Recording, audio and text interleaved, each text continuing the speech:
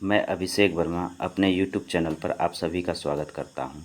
Class 10th का physics का chapter 1 जो कि है प्रकाश का परावर्तन से संबंधित अति महत्वपूर्ण ऑब्जेक्टिव प्रश्नों का ये पार्ट 1 है। उम्मीद है आप लोगों को अच्छा लगेगा और आप लोगों के एग्ज़ाम की तैयारी में ये यूज़फुल होगा। तो चलिए वीडियो स्टार्ट करते हैं। तो पहला क्वेश्चन है, प्रकाश की किरण गमन करती है। तो हम सभी जानते हैं प्रकाश की किरण गमन करती है सीधी रेखा में। ठीक है। अगला प्रश्न है, प्रकाश का न्यूनतम वेग होता है। तो प्रकाश का न्यूनतम वेग किस में होता है? कांच में होता है। ठीक है। तीसरा प्रश्न है, मोटर गाड़ी के चालक के सामने लगा रहता है कौन सा दर्पण? तो ये हो जाएगा उत्तल दर्पण। कौन सा दर्पण? उत्तल दर्पण। अगला प्रश्न है, मोटर कार के हेडलाइट में किसका प्रयोग होता है? तो मोटर कार के हेडलाइट में किसका प्रयोग होता है? अवतल दर्पण का। किसका प्रयोग होता है? अवतल दर्पण का। अगला प्रश्न है, समतल दर्पण द्वारा बना प्रतिबिंब होता है। समतल दर्पण द्वारा बना प्रतिबिंब क्या होता है? काल्पनिक होता है। अगला प्रश्न है, लेंस की क्षमता का अस्थायी मात्रक होता है। क्या होता है लेंस की क्षमता का अस्थायी मात्रक? डायोप्टर होता है। क्या होता है? डायोप्टर होता है। ठीक है। अगला प्रश्न है, प्रकाश की किरणों का पथ दर्शाने वाले चित्र को कहा जाता है। तो उसे कहा जाता है किरण आरेख। क्या कहा जाता है? किरण आरेख। अगला प्रश्न है, दो डायोप्टर क्षमता वाले लेंस का फोकसांतर होता है। तो हम लोगों को पता है कि लेंस की क्षमता P बराबर होता है, क्या होता है? 1/f। 1/f। ठीक है। तो यहाँ पर हमको कह रहा है क्या कि इसका फोकसांतर ज्ञात करने के लिए कह रहा है। ठीक है। तो क्या हो जाएगा यहाँ पर? f बराबर क्या हो जाएगा तब? फिर 1/p हो जाएगा। 1/p हो जाएगा। तो हमें पता है लेंस की क्षमता उसके फोकसांतर का व्युत्क्रमानुपाती होता है। तो ये क्या हो जाएगा? 1/2 हो जाएगा। 1/2 हो जाएगा। तो 1 में जब 2 से भाग लगाएंगे तो हो जाता है 0.5। ये मीटर में होता है। तो इसको हम सेंटीमीटर में बदलने के लिए क्या करेंगे? 0.5 को गुना कर देंगे 100 से। तो कितना हो जाएगा? 50 सेंटीमीटर। कितना हो जाएगा? 50 सेंटीमीटर। तो मेरा ऑप्शन जो है इसमें डी सही हो जाएगा। ठीक है। अगला प्रश्न है, किसी उत्तल लेंस का फोकसांतर 50 सेंटीमीटर है तो उसकी क्षमता। तो पता है हमें P बराबर 1/f होता है। P बराबर 1/f होता है। ठीक है ना। तो अब यहाँ से अब देखिए कि f बराबर क्या हो जाएगा? ये सेंटीमीटर में दिया है, f दिया हुआ है आपको सेंटीमीटर में 50 सेंटीमीटर। इसको मीटर में बदलेंगे तो क्या हो जाएगा? 50 को 100 से भाग लगाएंगे तो कितना हो जाएगा? 1/2। तो P बराबर क्या होता है? P बराबर होता है 1/f। तो मेरा क्या निकला? f बराबर कितना निकला? 1/2। तो क्या हो जाएगा? P बराबर क्या हो जाएगा? 1/1/2। यानी कि ये ऊपर चला जाएगा तो +2 डायोप्टर।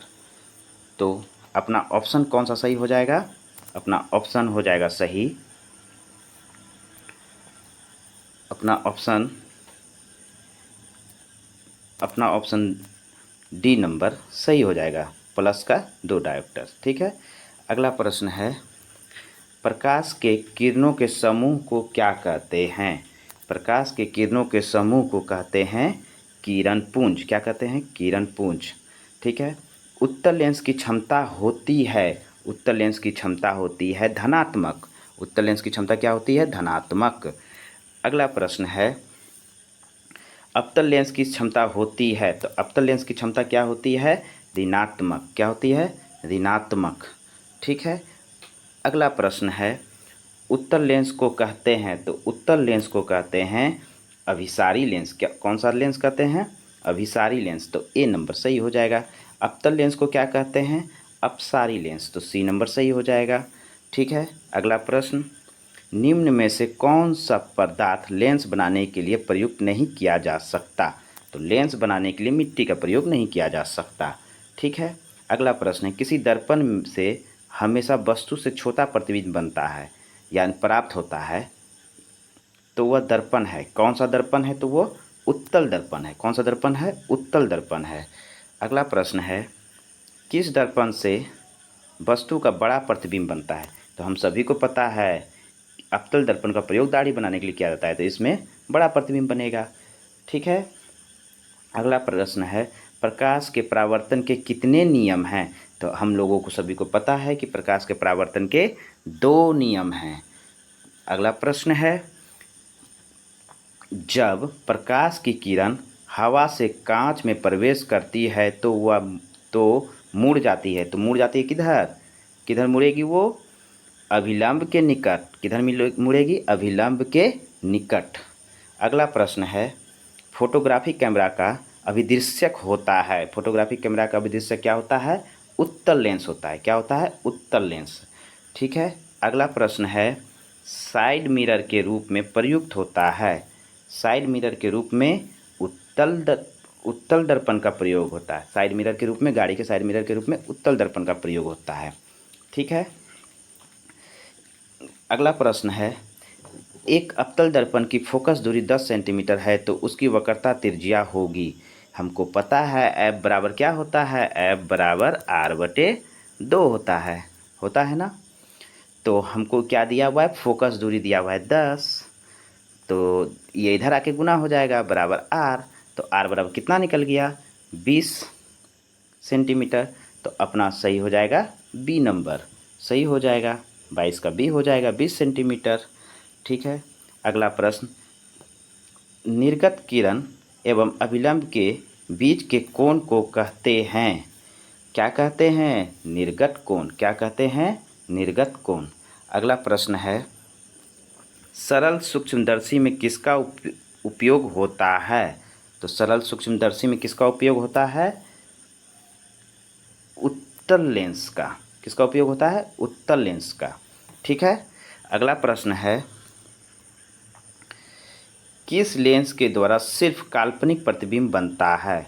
किस लेंस के द्वारा काल्पनिक प्रतिबिंब बनेगा?